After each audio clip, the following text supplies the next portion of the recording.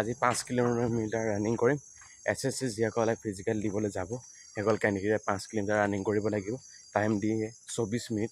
24 মিনিটৰ ভিতৰত কমপ্লিট কৰিব লাগিব। আজি মোৰ টাইমিং কিমান লাগে নিশ্চয় আপোনালোকক লাইভ প্ৰুফ দেখাম বুলি ভাবিছোঁ, বা মই ষ্টপাৰ্ছটো অন কৰি ল'ম আৰু লগতে মই আপোনালোকক 5 কিলোমিটাৰ মই ৰানিং কৰিলে কিমান টাইমিং লাগে নিশ্চয় আজি জনাবলৈ চেষ্টা কৰিম। আপোনালোকক কিমান টাইম লাগে জনাবলৈ।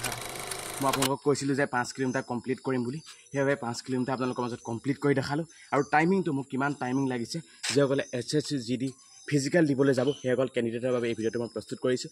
তেওঁলোকৰ বাবে তেওঁলোকক শুভেচ্ছা জনাবৰ বাবে, কাৰণ মই 5 কিলোমিটাৰ এনেই নদৌৰোঁ, এনেই অলপ দৌৰি থাকোঁ। 3200 মিটাৰ দৌৰোঁ, 1600 মিটাৰ দৌৰোঁ। কিন্তু আজি আপোনালোকৰ বাবে যিসকল ফিজিকেল দিবলৈ যাব, যিসকলে SSC দিবলৈ যাব সেইসকলৰ বাবে মই এই ভিডিঅ'টো প্ৰস্তুত কৰিছোঁ। আৰু টাইমিংটো মই দেখাই দিছোঁ, আপোনালোকক ৰাতিতে দি দিছোঁ, ভিডিঅ'ত ৰাতিতে স্ক্ৰীণত দি দিছোঁ। 5.04 কিলোমিটাৰ মই ৰানিং কৰিলোঁ। টাইম লাগিলে 22 মিনিট 02 ছেকেণ্ড টাইম লাগিছে। আৰু মই 1 কিলোমিটাৰত 4.22 মিনিটত গৈছোঁ।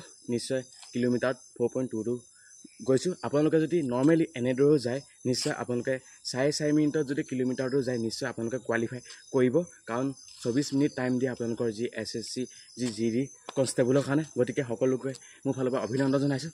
আপোনালোকে এতিয়া যিসকলে ৰানিং আছে তেওঁলোকে নৰ্মেলি দৌৰি থাকক, নিশ্চয় পাছ কৰিব বুলি ভাবিছোঁ।